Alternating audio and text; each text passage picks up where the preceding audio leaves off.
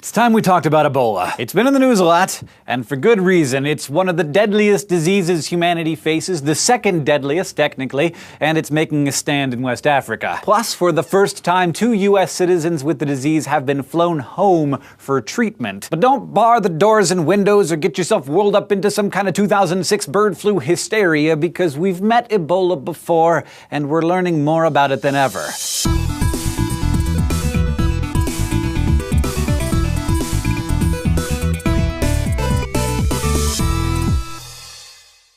It used to be known as Ebola hemorrhagic fever, more recently Ebola virus disease. But what the media have lately been referring to simply, and sometimes hysterically, as Ebola is really one of at least 5 known species of the Ebola virus. What they're referring to is the most dangerous species, known as Zaire Ebola virus, or ZEBOV, named after the Central African country where it was first discovered in 1976, along the banks of the Ebola River. It's in the news because it has infected more people this year than it has any other year since that first outbreak. So far in 2014, it's infected 1,323 people, 729 of whom have died. And the virus has moved into some of West Africa's major population centers, including countries like Guinea, Liberia, Sierra Leone, and possibly the Nigerian capital of Lagos. So, it's newsworthy for sure, and for plenty of reasons. According to the World Health Organization, ZEBOV has an average fatality rate of 83%, but in some outbreaks it has killed more than 90% of the people it infected. Ebola is a type of hemorrhagic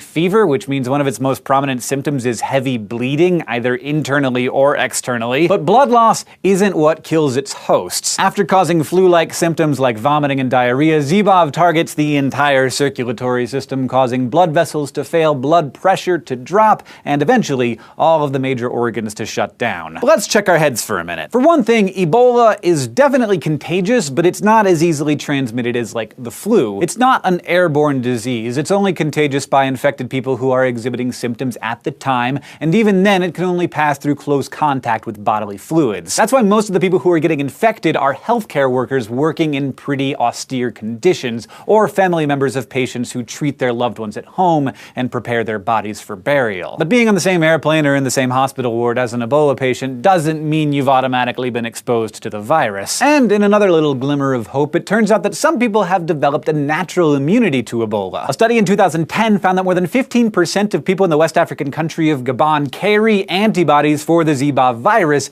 even though there's no record of an Ebola outbreak there. Researchers think that those people were exposed to the virus over decades, probably through fruit that had been contaminated by bats, which are the original carriers of the disease. But instead of getting sick, these people just developed natural defenses. We're not sure why, but as you might imagine, there's a lot of scientific interest in the people of Gabon right now. And of course, there's no vaccine for Ebola, but many prototypes are being developed. You may remember news we shared last year about a breakthrough in this effort. Biologists in Boston found that cells treated with a kind of compound called indolene alkaloids blocked the ability of the Ebola virus to replicate itself. These alkaloids are the same class of chemicals that give many plants their medicinal properties. Trouble is, scientists haven't figured out why they work or how to turn them into an effective Ebola treatment. But even beyond the short-term risks of the current outbreak, it's worth looking at the bigger picture. The figures coming out of West Africa, while scary and tragic, pale in comparison to other public health crises in the region. Last week, I mentioned that the incidence of HIV in sub-Saharan Africa is still over 12% in some countries, and more than 1.2 million people die from AIDS there every year. Meanwhile, over 600,000 deaths occur every year due to malaria. The more attention that all of these public health crises get, the better. So maybe the best outcome of this current scare might not be the better treatment of Ebola, but also more money, science, and brainpower being devoted to conquering even